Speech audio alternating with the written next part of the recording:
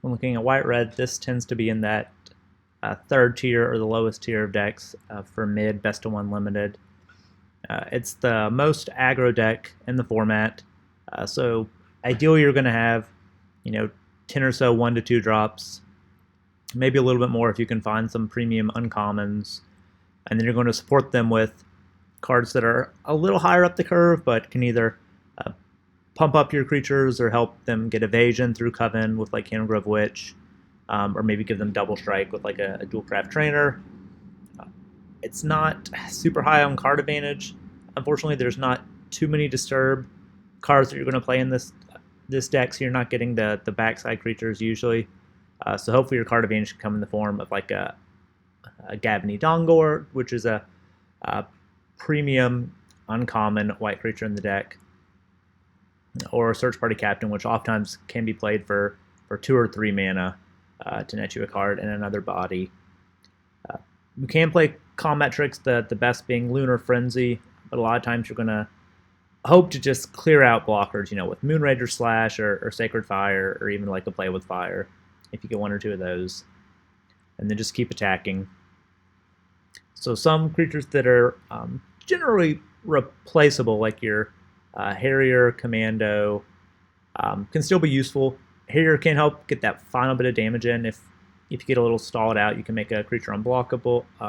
a creature not able to block, and then swing through. Maybe you can get some evasion with Cannon Grove Witch.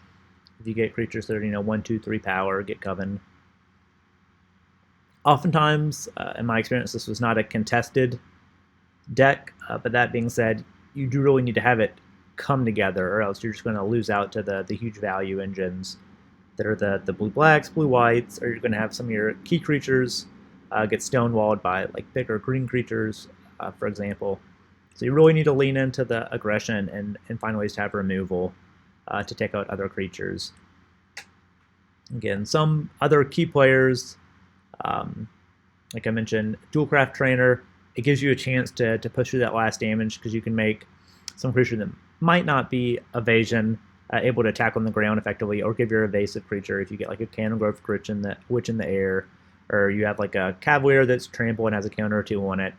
You can help it push through for that last bit of damage, or maybe you will get one of your few disturb creatures like a Chaplain of Alms in the air, or a Luminous Phantom in the air as well. But for the most part, you want to try and be lower to the ground, but you may be able to play 15 or 16 lands if you have a low enough curve, and just try and kill them before the opponent stabilizes. This is a tougher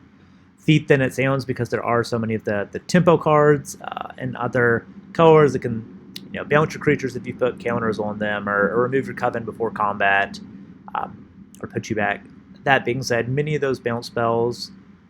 cost more mana than the creature you're playing, so it may set you back a little bit, but it may take up most or all of the opponent's turn. So you may be able to rebuild, but you do tend to have to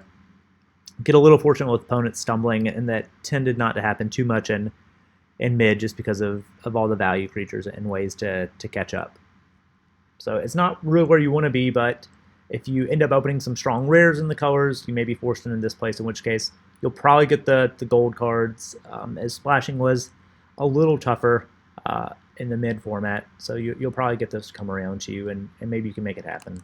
as a deck.